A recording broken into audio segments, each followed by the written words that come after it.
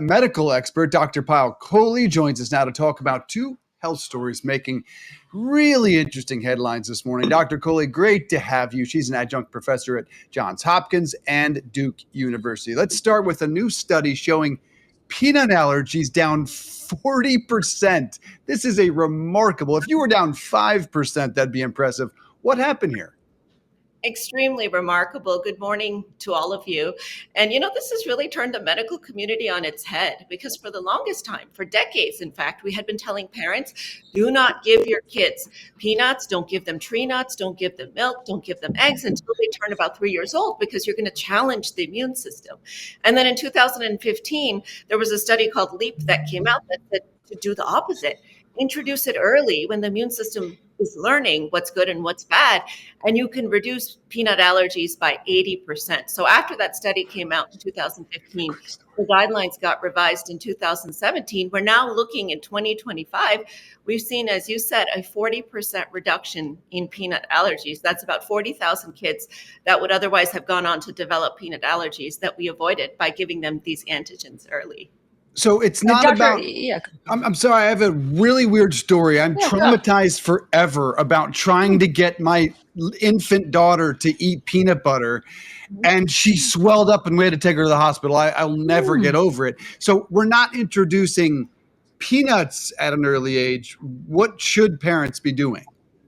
No, in fact, the opposite. You are introducing peanuts at an early age. What did I do wrong then? Well, so your daughter may have been sensitized for other reasons, because the idea here is kids that grow up in ultra clean environments get sensitized to everything. So they're more likely to have not just food allergies, but cosmetic allergies and other types of contact allergies. But really what all the guidelines have now said as of 2021 is starting at the age of 4 to 6 months, a tiny little bit of peanut butter on their lips. And maybe you want to do it gradually. So you don't want to give a big spoonful, as you might have done. Perhaps just a little on her tongue, a little bit of milk. And the problem here is that moms get confused because we're told breast is best, right? You want breastfeeding for as long as possible, but you really want to start introducing those food antigens so that the immune system doesn't overreact and think that they're harmful when actually there's something that it should be accepting.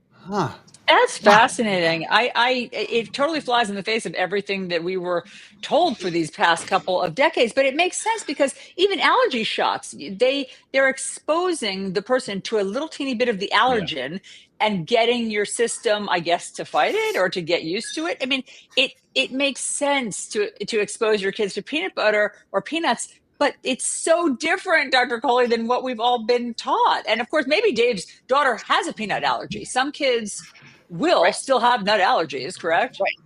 Yes, exactly right, Allison. You're absolutely right. But the time to introduce it is early when the immune system is more plastic. So allergy shots often happen when we're adolescents or adults. And by that time, the immune system's already tired. It's not quite as flexible at learning.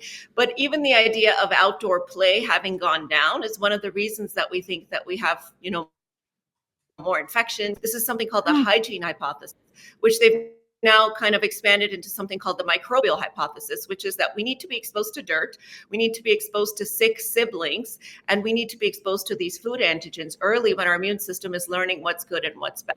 So what most pediatricians are now saying is that have your kids spend some time outdoors. When they're infants, have them crawl around in the dirt, have them be exposed to these food antigens. And perhaps if they get a cold, don't reach for those antibiotics so early, because you change the flora in their gut and you can actually make their gut less tolerant to other things that it's exposed to later in life.